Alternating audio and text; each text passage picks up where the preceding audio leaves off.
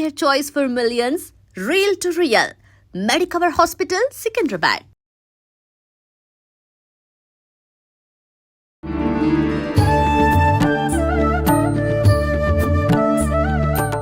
నమస్కారం, welcome to I dream. ధర్మ మార్గం విత్ విజిత కార్యక్రమానికి స్వాగతం. ప్రస్తుతం మనతో పాటు ఉన్నారు ప్రముఖ జ్యోతిష పండితులు, ఆధ్యాత్మికవేత్త మారెళ్ళ రవిశాస్త్రి గారు.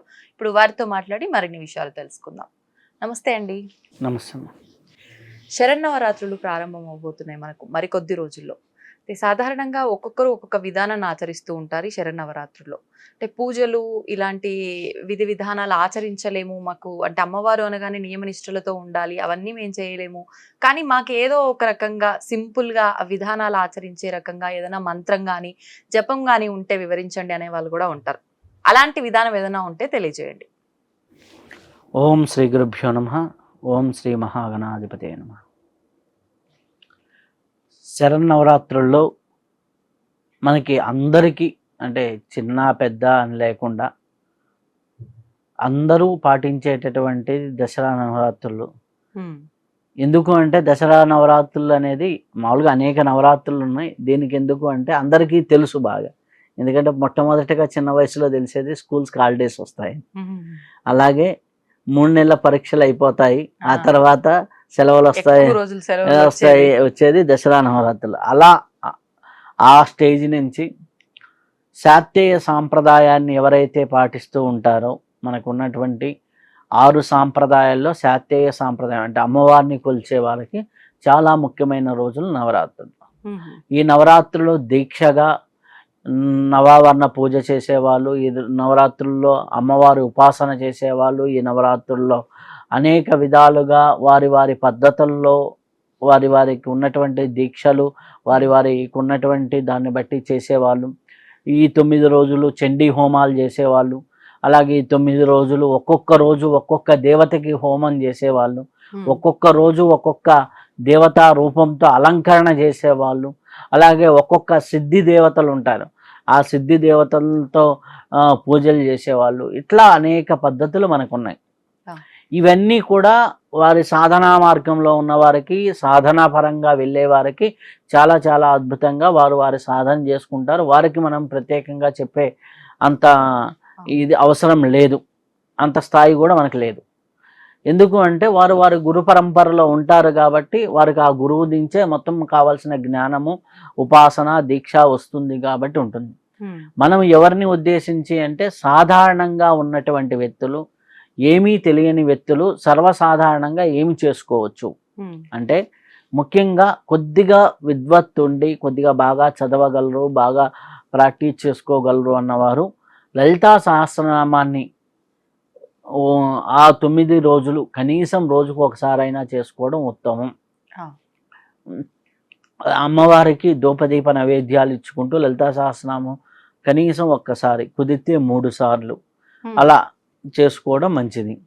ఇంకా కొంతమంది ఉంటారు లలితా సహస్రనామం నవరాత్రుల్లో 108 సార్లు పూర్తి చేస్తామనే వాళ్ళు, అలా చేసుకోవచ్చు. ఒక్కసారి పూర్తి చేయడానికి ఎంత సమయం పడుతుంది? 15 నిమిషాల నుంచి అట్లా 15 నిమిషాలు పడుతుంది. అంటే అలవాటైన వాళ్ళకి 183 శ్లోకాలు కాబట్టి 183 ఉన్నారు ఆ శ్లోకాలు కాబట్టి ఒక్కో లైన్ ఒక్కో శ్లోకం, 2 లైన్లు మొత్తం 365 లైన్స్ ఉంటాయి. లైన్స్ పరంగా చూసుకుంటే, శ్లోకాల పరంగా చూసుకుంటే 183వ శ్లోకంతో అయిపోతుంది. కాబట్టి మనకి సంవత్సరానికి సంబంధించిన ఒక్కొక్క ప్రతీకగా ఒక్కొక్క రోజుకు ఒక్కొక్కటి ప్రతీకగా కొంతమంది చెప్తారు. అలా కాకుండా 1000 నామాలు ఉంటాయి దీనికి సంబంధించి. ఒక్కొక్క నామాన్ని తీసుకొని చేసే వాళ్ళు ఉంటారు, శ్లోక పారాయణంగా చేసేవాళ్ళు ఉంటారు, దాంట్లో కొన్ని బీజాక్షరాలు ఉంటాయి, అలా కలుపుకొని చేసేవాళ్ళు ఉంటారు. ఇలా అనేక పద్ధతులు ఉన్నాయి. సింపుల్గా చెప్పుకోవాలంటే అందరికీ అవైలబుల్గా ఉంది యూట్యూబ్లో. మనకి లలితా సహస్రనామం అని కొట్టంగానే శ్రీమాత, శ్రీ మహారాజ్ఞి, శ్రీమత్ సింహాసనేశ్వర అని దగ్గర నుంచి మొదలుకొని హ్యాపీగా మనకు ఉన్నాయి. కాబట్టి ఇది ఎవరైనా ఇట్లా చేయవచ్చు. లేదు మాకు ఇంకా అంత అవకాశం కూడా లేదు, మేమేదో సాఫ్ట్వేర్ ఇంజనీర్లో లేకపోతే ఎక్కడో ఉంటాం, ఏదో ఉద్యోగంలో ఉంటాం అనేసి ఉంటే మీకు ఎటువంటి ఇబ్బందులు అంటే పూజకి పనికిరాని ఇబ్బందులు కొన్ని ఉంటాయి. ఆ ఇబ్బందులు తప్ప మిగిలిన రోజుల్లో ఎప్పుడైనా సరే ఓం శ్రీ మాత్రే నమః, ఓం శ్రీ మాత్రే నమః ఇంకా బాగా తెలిసిన వాళ్ళు, లలితా సహస్రనామం తెలిసిన వాళ్ళు అక్కడ 3 బీజాక్షరాలు ఉంటాయి. ఆ 3 బీజాక్షరాలు కలుపుకొని కూడా చేసుకోవచ్చు. అది గురువు దగ్గర నుంచి చెప్పించుకుంటే ఇంకా మంచిది అన్నమాట. ఓం ఐం హ్రీం శ్రీం శ్రీ మాత్రే నమః ఉంటుంది కాబట్టి అది గురువు ద్వారా చెప్పించుకొని బీజాక్షరాలు చేసుకుంటే మంచిది.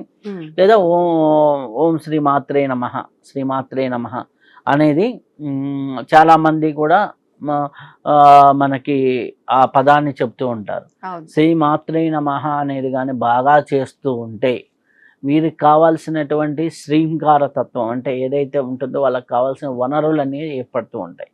రోజుకు 1 గంట 1 గంటన్నర చేసుకొని ఆ 9 రోజుల్లో ఇంకా 1,25,000 సార్లు చేయగలిగితే ఇంకా మంచిది. 1,25,000 సార్లు అంటే రోజుకు 1 గంటన్నర చేస్తే రోజుకు 10,000 పైన అవుతాయి. ఆటోమేటిక్గా 1,25,000 సార్లు అవుతాయి. అట్లా సాధనాపరంగా చేసుకుంటే మంచిది. జపం అనొచ్చా? జపమే కానీ నామజపం. అంటే నామజపం బీజాక్షర సహితం అయితే అది మంత్రం అవుతుంది. బీజాక్షరం కాకుండా నామం అన్నమాట. కొన్ని మనకి ఉన్నాయి ఇప్పుడు నామ సహితంగా వచ్చేది. ఓం నమ శివాయ కానీ, ఓం నమో నారాయణ ఇట్లాంటి, అలాగే జై శ్రీరామ అనేది ఇట్లా అన్నమాట. అట్లాంటివి మనం చేసుకుంటూ ఉంటే చాలా చాలా చాలా చాలా బాగుంటాయి. ఏదైనా ఒకటి చేస్తుంటే దాని ద్వారా ఉన్నటువంటి పాజిటివ్ శక్తి మన శరీరంలోకి వెళ్తూ ఉంటుంది. ఆ శక్తి ఏంటంటే అది కొంతకాలానికి ఆ వైబ్రేషన్ వల్ల ఆ విధంగా ఉంటుంది. ఇది ఏమవుతుంది అంటే శ్రీమాత్రే నమః అని చేస్తూ చేస్తూ చేస్తూ ఉండగా మనకి గ్రహాల్లో, నవగ్రహాల్లో శుక్రతత్వం అనేది బాగా డెవలప్ అవుతుంది. శుక్రుడు యొక్క తత్వం అంటే శుక్రుడు అంటే మన శుక్రుడే సుఖాన్ని ఇచ్చేవాడు, ఎంజాయ్మెంట్ని ఇచ్చేవాడు, ఎంటర్టైన్మెంట్ని ఇచ్చేవాడు, ఫ్యామిలీ లైఫ్లో దాంపత్యాల్ని జీవితాన్ని బాగా చేసేవాళ్ళు. ఎవరికైనా జాతకంలో శుక్రుడు బాగలేడంటే మనం శక్తిపీఠాలకు వెళ్ళి పూజ చేసుకోండను, లలితా సహస్రనామం పారాయణ చేసుకోండను అని చెబుతూ ఉంటాం. సో అలా మనం చెబుతున్నప్పుడు ఆటోమేటిక్గా ఇది మనకి చాలా చాలా ఉపయోగపడుతూ ఉంటుంది. అయితే మనకి ఇట్లా చేసుకుంటూ ఉండొచ్చు. ఇప్పుడు ఈ నామజపం అందరూ చేయడానికి అర్హులేనా? ఇప్పుడు కొంతమంది ఎవరైనా చనిపోయి ఇంకా సంవత్సరం తిరగని వాళ్ళు, అటువంటి ఇళ్లలో ఉన్న వాళ్ళు ఇది నామజపమే పూజ కాదు కాబట్టి చేసుకోవచ్చా? అంటే వారి వారి పద్ధతులు ఉంటాయి, కుటుంబ పద్ధతులు ఉంటాయి. మనకు వచ్చిన తిప్పలు ఏంటి అంటే సాంప్రదాయం ఒకటి ఉంటుంది, వాళ్ళ ఇంట్లోకి వెళ్ళేసరికి ఏదో పూజారి ఏదో రకంగా మార్చేస్తారు. మార్చేసినప్పుడు ఇది మా ఇంటి ఆచారం అంటారు. సో వాళ్ళకి మనం ఏం చెప్పలేం. సర్వసాధారణంగా సంవత్సర సూదకము అంటే 13వ రోజు, ఎప్పుడైతే చనిపోయిన 13వ రోజు ఏదైతే కార్యక్రమాలు అయిపోతాయో ఆ రోజు నుంచి వాళ్ళు నిత్య ధూపదీప నైవేద్యాలు హ్యాపీగా చేసుకోవచ్చు. సంవత్సర శోధకం అనేది కొన్నిటికి మాత్రమే, కొన్ని కొండలు ఎక్కకూడదు, ఇప్పుడు వెంకటేశ్వర స్వామి దగ్గర దాకా వెళ్ళకూడదు, కొండలు ఎక్కకూడదు, ఇలాంటి ఉత్సవాల్లో కంకణం కట్టుకొని చేసే పనులు కొన్నిటికి మాత్రం నియమాలు ఉన్నాయి. అట్లా హోమాలు ఇట్లాంటి వాటికి చెప్పారు. కానీ నిత్యం మనం చేసుకునే వాటిని ఇంట్లో దీపారాధన చేయొద్దని, కొంతమంది అయితే సంవత్సర కాలం దీపారాధన చేయకూడదంట అని అనేసి అంటారు. మనసులో కూడా స్మరించుకోవద్దు అనుకునే వాళ్ళు కూడా అంత మూర్ఖత్వం పనికి రాదు. ఏంటంటే మనం నిత్యం దీపధూప నైవేద్యాలకి అంటుపోయిన దగ్గర నుంచి ఎటువంటి ప్రాబ్లం లేదు, హ్యాపీగా చేసుకోవచ్చు. ఇది కూడా ఎటువంటి ప్రాబ్లం లేదు, హ్యాపీగా చేసుకోవచ్చు. అయితే ఇక్కడ చిన్నది ఏంటి అంటే అమ్మవారిది కాబట్టి, నవరాత్రులు కాబట్టి చాలా శక్తివంతంగా ఉంటుంది కాబట్టి ప్రకృతిలో ఉపాసన చేసుకుంటూ వెళ్తూ ఉంటే చాలా చాలా బాగుంటుంది వారి జీవితాల్లో. ఇప్పుడు మీరు అన్నట్టు ఇంత సంఖ్య 1,00,000 జపం చేసుకుంటే మంచిది అన్నారు. పోనీ 1,00,000 కాదు, ఇంత పలానా ఒక్కసారి చేసినా గానీ ఫలితం వస్తుంది కాదు. అంటే ముందు సంకల్పం నేను ఇంత చెయ్యాలి అని చెప్పి అనుకున్నారనుకోండి, ఎవరైనా ఆడవాళ్ళు ముందు ఒక 5 రోజులు 6 రోజుల వరకు కొంత సంఖ్య కంప్లీట్ అయింది, మిగతా 3 రోజులు మిగిలి ఉంది, ఇది ఈ రోజులు చేస్తే కంప్లీట్ అవ్వాల్సింది ఉంది, కానీ అప్పుడు వీలు పడలేదు వాళ్ళకి, అప్పుడు అది ఏం చేయొచ్చు అంటారు? తర్వాత కంటిన్యూ చేసుకోవచ్చు, హ్యాపీగా చేసుకోవచ్చు, ఇబ్బంది ఏమీ లేదు. అమ్మవారు ఎప్పుడూ కూడా అమ్మ అనేవారు చెయ్యాలి చదవాలి అంటారు, కానీ కొద్దిగా మార్కులు తగ్గితే ఏమంటుందమ్మా మళ్ళీ చదువు అంటారు తప్పితే మనం పెట్టుకున్న సంఖ్యలు ఇవి, మనకి విధించుకున్నాయి. మనం చేస్తూ ఉంటే ఎక్కడో ఒక చోట మనకి ఆటోమేటిక్గా ఉంటుంది. అంటే ఇందనక శుక్రుడు గురించి చెప్తూ ఉన్నాను. అప్పుడు అంటే ఏంటంటే మనకి ఎప్పుడైతే శుక్రతత్వం బాగా పెరిగిందో పెరుగుతుంది. మనకి ఫేస్లో ఉన్నటువంటి ఏరియాలు బాగుంటాయి. అంటే గ్లోగా కలర్ఫుల్గా ఉంటాయి అన్నమాట. So okay. మన ఫేస్ గ్లో కూడా మన సౌందర్యానికి కూడా ఉమ్. అధిపతి శుక్రుడు. అమ్మవారిని ఎప్పుడైతే మనం కొలుస్తామో గ్రహస్థానాల్లో శుక్రుడు యాక్టివేట్ అవుతాడు. ఉమ్. అలాగే ఆధ్యాత్మిక కోణంలో ఇంక అమ్మవారు ఇంక సహస్రారానికి అధిపతి, ఇంకా కుండలిని తత్వానికి అధిపతి. ఆధ్యాత్మిక కోణంలో ఎక్కడికైనా తీసుకెళ్ళొచ్చు వారి వారి స్థాయిలు, వాళ్ళ వాళ్ళ ధ్యాన మార్గంలో. అలాగే ఉపాసనా మార్గంలో, మంత్ర మార్గంలో ఎక్కడికైనా వెళ్ళిపోతారు. వారి వారి ఉపాసనా సిద్ధుల పరంగా వెళ్తూ ఉంటారు. ఉమ్. సర్వసాధారణంగా ఒక గృహిణులు ఇంట్లో ఉన్న వాళ్ళు ఒక నామజపాన్ని, అమ్మవారి నామజపాన్ని తీసుకొని ఓం లలితాదేవి అయి నమః అనుకుంటూ చేసుకోవచ్చు. ఓం శ్రీ మాత్రే నమః అని చేసుకుంటూ ఉండొచ్చు. ఇట్లా ఓం దుర్గాయే నమః, ఇట్లా వాళ్ళకి నచ్చిన మంత్రాన్ని తీసుకొని ఒక నామజపంలాగా చేసుకుంటూ ఉంటే అది రక్షణా కవచంలాగా మారుతుంది. ఇప్పుడు ఈ నామజపం చేస్తున్నప్పుడు కూడా నియమాలు పాటించాల్సిందేనా? ఈ 9 రోజులు కానివ్వండి, నార్మల్ గా కొన్ని రోజులు, ఎన్నో రోజులు చేస్తున్నారు, ఉమ్. ఎటువంటి? అంటే నియమాలు అంటే సర్వసాధారణంగా మనకి ఏం చెబుతారు, కొన్ని పూజకి పనికిరాని రోజులు ఉంటాయి. ఆడవాళ్ళకి ఈ మంత్లీ వీలుపడని రోజులు. వీడిపడని రోజులు అన్నమాట. అట్లాంటి లేదా ఎవరైనా చనిపోయారు అని అన్నప్పుడు, అచూస్యం అన్నప్పుడు, అప్పుడు అక్కడికి వెళ్ళి వచ్చినప్పుడు. అక్కడికి వెళ్ళి వచ్చినప్పుడు, లేకపోతే వాళ్ళ ఇంటి పేరు వాళ్ళు చనిపోయినప్పుడు అంటూ అంటారు కదా. సో అట్లాంటి సందర్భాలు తప్పితే మిగిలిన సందర్భాల్లో హ్యాపీగా చేసుకోవచ్చు, ఎవరైనా చేసుకోవచ్చు. చేసుకుంటూ ఉంటే ఎంత ఎక్కువ దైవారాధన పెరుగుతూ ఉంటే అంత మీ ఇంట్లో సుఖ సౌఖ్యాలు పెరుగుతాయి. విశ్వశక్తితో మీరు ఎప్పుడైతే మమేకమవుతూ ఉంటారో అంత పాజిటివ్ ఎనర్జీ మీ ఇంట్లో పెరుగుతూ ఉంటుంది. అది వద్దన్నా కాదన్నా పెరుగుతూ ఉంటుంది. ఆటోమేటిక్గా మీకు ట్యాంక్ నుంచి వాటర్ పైప్ లీక్ అయింది అనుకోండి, డ్రాప్ ఎట్లా పడుతుంటుందో మీరు తలుచుకుంటూ ఉంటేనే మీ ఇంట్లో ఆటోమేటిక్గా ప్రాణశక్తి అనేది పడుతూ ఉంటుంది. అది ఫస్ట్ రోజు కొద్దిగా తేమైనట్టే ఉంటుంది వాటర్ లీకేజ్, మార్పు తెలియదు. ఒక నెల రోజులు పోయేసరికి ఆ గోడ అంతా నడిచి ఉంటుంది. అలానే మంత్రజపం కూడా నీలో పాజిటివ్ శక్తి ఫస్ట్ రోజు 1000కో 2000కో ఏం తేడా తెలియదు. 1,00,000 అయిపోయేసరికి అబ్బా ఎవరైనా వచ్చి నీ ఫేస్ కలగా ఉంది, ఏం చేస్తున్నావు అనే దగ్గర నుంచి మొదలయ్యి అబ్బా నీకు అంతా కూడా హ్యాపీగా జరిగిపోతుంది. మనం రోడ్డు మీదకి రాగానే మనకు కావాల్సిన వెహికల్ దొరకటం, మనకు కావాల్సిన ఆటోలు దొరకటం, మనకి ఎక్కడైనా కంఫర్టబుల్గా వెళ్ళటం ఇట్లా జరుగుతూ ఉంటుంది. మీకు ఉపాసనలో ఇది ఎక్కువగా పనికి వస్తుంది. ఎట్లా అంటే మీకు రీసెంట్గా నేను ఒకసారి హిమాలయాలకు వెళ్ళినప్పుడు అక్కడ ఎందుకు అనిపించిందో ఏమో, నేను మధ్యాహ్నం బయలుదేరాలి రిటర్న్, ఎందుకు ఉదయాన్నే వెళ్ళిపోవాలి అని మనసులో అనిపించింది. టక్మని బయలుదేరాము, వచ్చేసిన తర్వాత మళ్ళీ ఎయిర్పోర్ట్కి, డెహ్రాడూన్ ఎయిర్పోర్ట్కి వచ్చి కూర్చున్న తర్వాత మేము ఎవరైతే వెహికల్ తీసుకెళ్ళామో ఆయన వచ్చి, ఆయనకి ఏదో మనీ ఇవ్వాల్సి ఉంటే ఇస్తున్నా. డ్రైవర్ ఫోన్ మనం వచ్చిన తర్వాత సార్ ఒక అర్ధగంట కల్లా ఈ కొండ చర్యలు పడి ఇప్పుడు అందరూ బ్లాక్ అయ్యారంట అన్నారు. అది ఎందుకు అనిపించింది లోపల? పాజిటివ్ ఆరా ఉండటం వల్ల అది పాజిటివ్ అంటే కొంత హింట్, మనకు ఇంట్యూజన్ అంటారు. మనం సాధన చేస్తుంటే ఆ ఇంట్యూజన్ పనికి వస్తూ ఉంటుంది. కొంతమందికి ఏదో ఆరోగ్య సమస్యలు ఉంటాయి. ఆరోగ్య సమస్యలు ఉన్న వాళ్ళకి ఇంట్యూజన్ చెబుతూ ఉంటుంది, ఒరే బాబు నీకేదో బాగాలేదు ఒకసారి చూపించుకోరా అని. అట్లా పోయి చూపించుకున్నారు అనుకోండి, ఏమవుతుంది, ఆటోమేటిక్గా సెట్ అవుతుంది. అది సీరియస్ అయ్యి సివియర్ అయ్యేదానికంటే.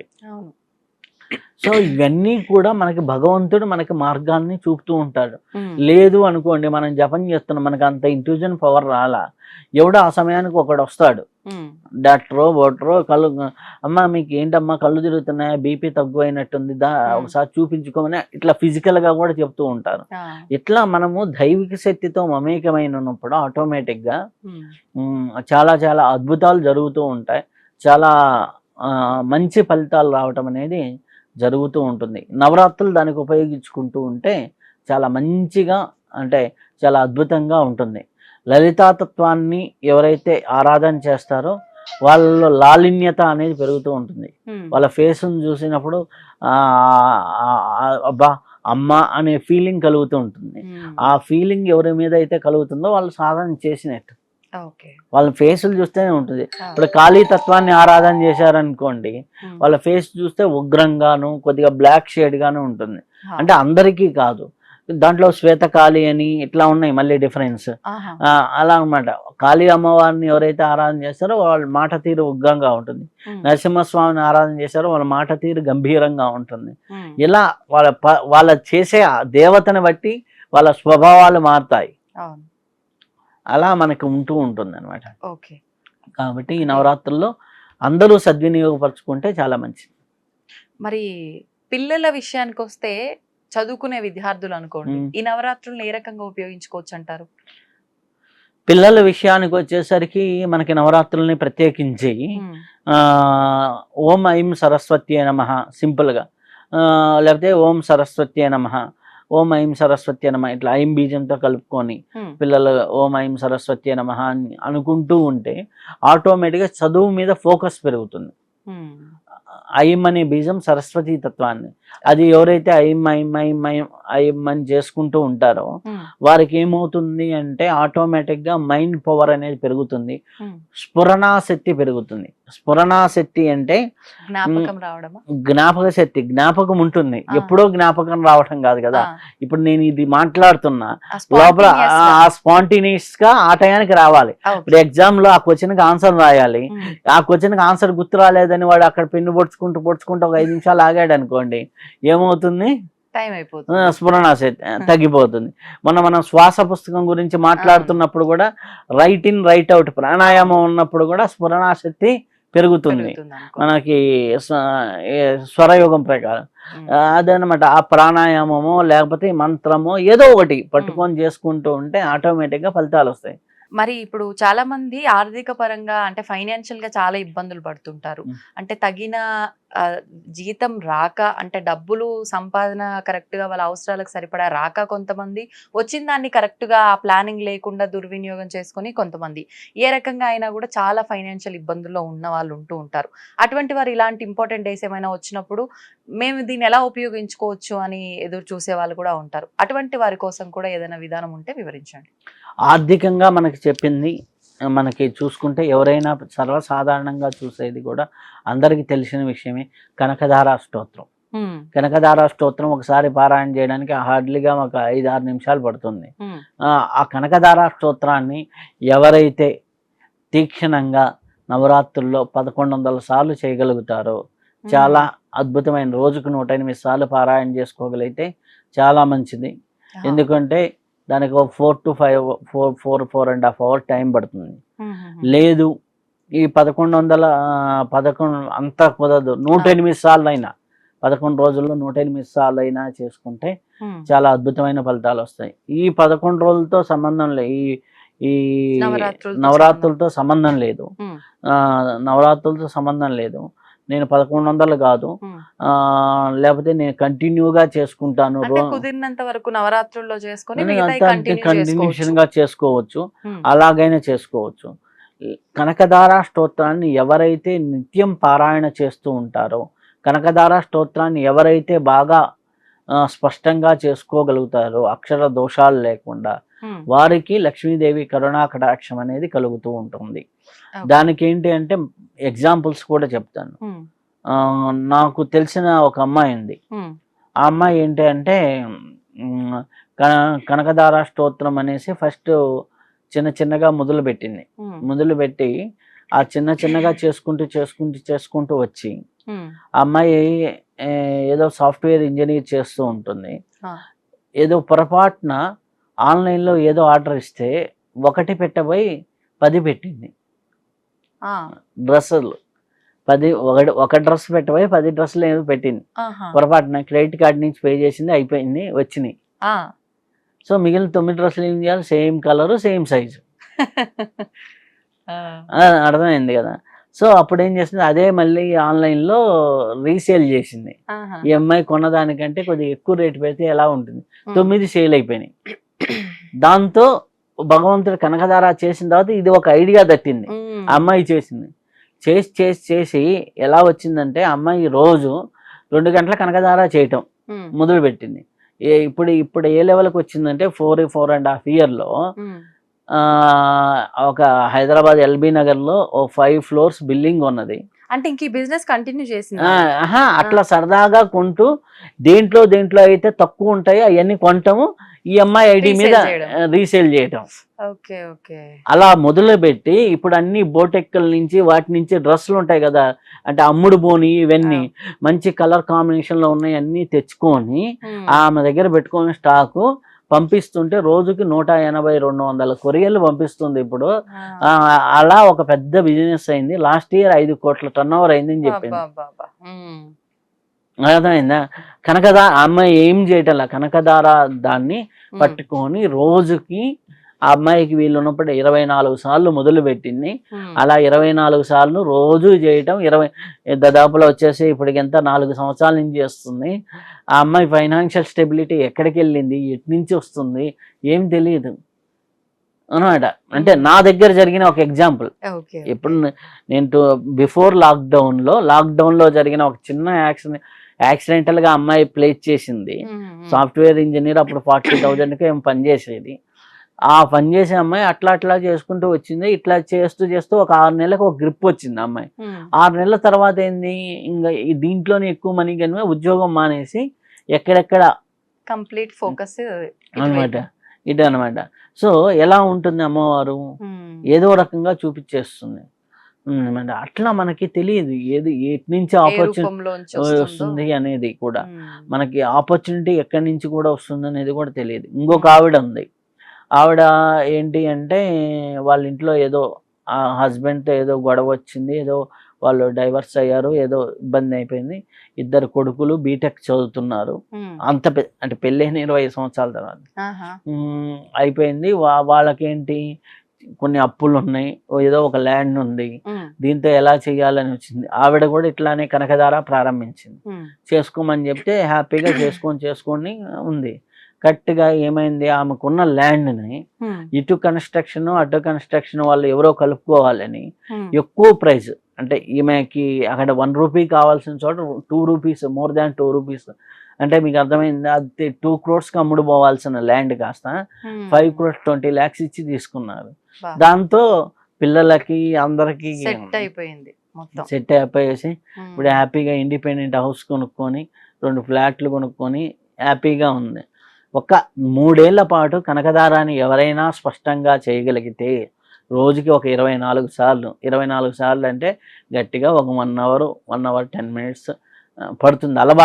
అలవాటైన దాన్ని బట్టి 1 hour కాదు, 1.5 hour పైన పడుతుంది, 1.5 hour పడుతుంది. సో అట్లా ఎవరైనా చేయగలిగితే చాలా చాలా చాలా అద్భుతంగా జీవితం మారుతుంది. ఇది ఆర్థికపరమైన విషయాలకి నవరాత్రుల్లో కనకదార చేసుకుంటే చాలా చాలా మంచిది. సంతోషం అండి, నిజంగా చక్కటి ఉదాహరణ. ప్రతి ఒక్కరికి అంటే విన్న తర్వాత ఏదో జరుగుతుంది మేము చెయ్యాలి అనే ఆలోచన కన్నా చేస్తే ఖచ్చితంగా ఫలితం ఉంటుందనే నమ్మకంతో చేస్తే మాత్రం ఖచ్చితంగా అమ్మవారి అనుగ్రహం అయితే ఏదో ఒక రోజు ఉంటుంది వాళ్ళపైన అనేది అయితే అర్థమవుతుంది ఆ ఉదాహరణ వింటే. ధన్యవాదాలండి.